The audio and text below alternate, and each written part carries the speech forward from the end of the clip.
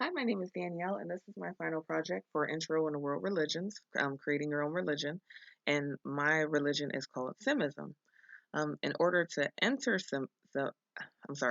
Simism, you have to donate money, a monetary value, which is usually between $60 and $40, and that will give you the ability to create and actually become you are the deity in this religion.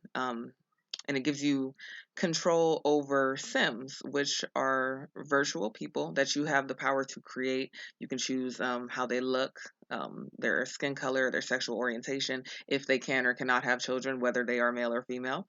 Um, and you are also charged with maintaining their day to day needs. So it'll be feeding, clothing, reproductive health. You're also charged with making sure that they have a job in order to get money to maintain things like that, food and clothing, just like you would in the human world. Um, so, like I said, you must first donate somewhere between $40 and $60 to enter Simism, and that will make you a Simmer, as I call it. And that will give you access to a basic level of things for your Sim. That will give you like one world, a set amount of clothing, a set amount of buildings, and things like that, objects, furniture, etc. You can purchase additional content anywhere between $10 and $5, which can give you anything as far as changing your Sims, like species. You can become like plant Sims or vampire Sims or things like that, or it will give you access to additional furniture and objects within your realm. And you can actually move into different neighborhoods, different worlds. It gives you different job opportunities that, can give your Sims money to live a better life. Um, Simism was founded in 2000. That's when the first Sims game was released, and it gained a very high following after the first release. Now, in regards to rituals and ceremonies, one of the items that you can donate to, or I should say, one of the sections you can donate to or obtain, would be a Sim season package. So that would give you access to different seasons, and you can actually create your own holidays and rituals. If not, your Sims will kind of live in like an endless spring, and they won't celebrate traditional holidays. And what I mean by that, there's a calendar that comes with that, and there will be different holidays within the calendar. And it's similar to the holidays that we have here in the U.S. There's Winterfest, which is the equivalent to Christmas. The Harvest Fest, which is equivalent to Thanksgiving, and Love Day, which is equivalent to Valentine's Day.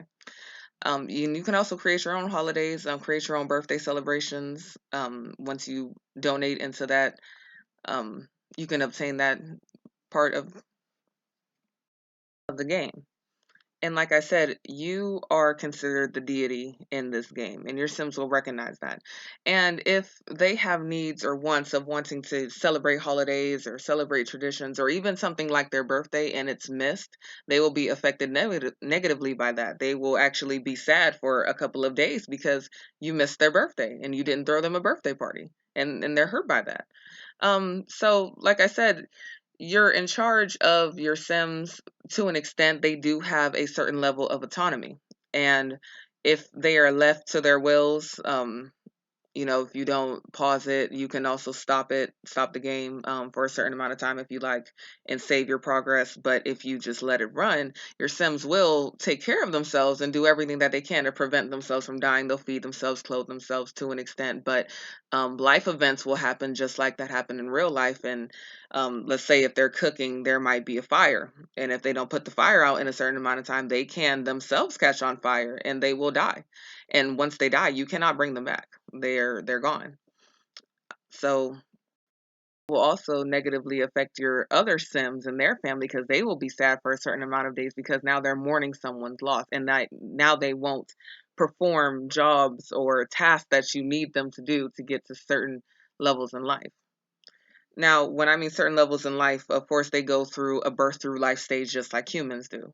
You can either create your Sims at a certain level in life, or you can have them born with traits and characteristics that you choose.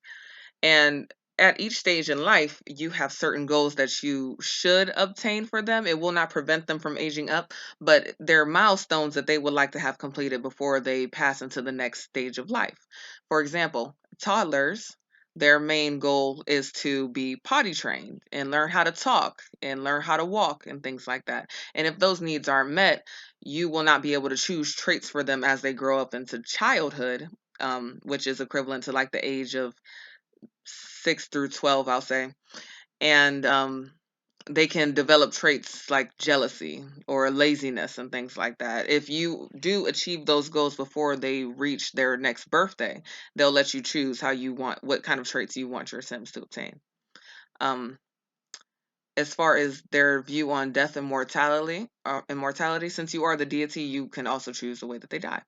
Um, Me personally, I choose to let my Sims run a natural course. I do my best to obtain all their life goals so that they can die happily, because that's another thing. If you also obtain their happiness throughout their life, it's easier for them to come to terms with death. They understand that they're getting older and that things aren't going to be the same, and they actually start preparing for their final days. They'll give their items to a family member and things like that. And even when they pass, they have insurance that goes paid out to the rest of the family. But they will not accept that as easily, um, as if you did not fulfill their life goals, because now they're dying and they feel like that they have so much that they have to do before they die, and they didn't do all that they wanted to do before they pass. So they pass with animosity, and they can actually stay within your household where your Sims still live, and they can haunt them. And they will destroy furniture, they'll destroy things, they'll mess with your cat, things like that. So it's really important to make sure that they are memorialized. But you also have the option to go to their gravesite and you can move their spirit into what's called the netherworld. And that's essentially sending their spirit to move on so their spirit can no longer come within the house. Or you can strengthen their connection to the physical world and keep them around longer. Now, you can still interact with this ghost sim. Of course, they can't do everything that they did as they were living, but you can do their best to appease them and speak to them and get them in a better mood so that they do not tear your house up. Because that all costs money to repair. And if your Sims don't have the money to repair them, then of course you just won't have the money. Now, with divisions within the religion, I would consider myself to be a traditional simmer. That is someone who purchases the games, not out of piracy or anything like that. And they don't use cheat codes. That means that they let the game run its natural course and whatever happens, happens. You have your modified simmers who, of course, yes, they use cheat codes and they'll do things to kind of like skip the game, or you can force twins on your sim. You can force skills on them so you won't have to spend time developing skills, because Sims also have to learn how to cook and be handy and garden and things like that. And they do eventually get better in those skills. But you do have the option, of course, to enable cheat codes. And you can essentially skip all that, giving you time to focus on other aspects of the religion. And then I have what I call my new age simmers, that they kind of use all aspects of the game. They use a little bit of the traditional and the modified. They have all the games and they also use all the cheat codes, but they also use the Sims to make videos and project to other simmers. There are a lot of other simmers on YouTube that have how-to videos, and then you can build your own buildings, and they show you how to build buildings, or the way that they modify their sim to have certain looks or certain traits and certain aspects. And some of them do get monetary compensation back for doing that.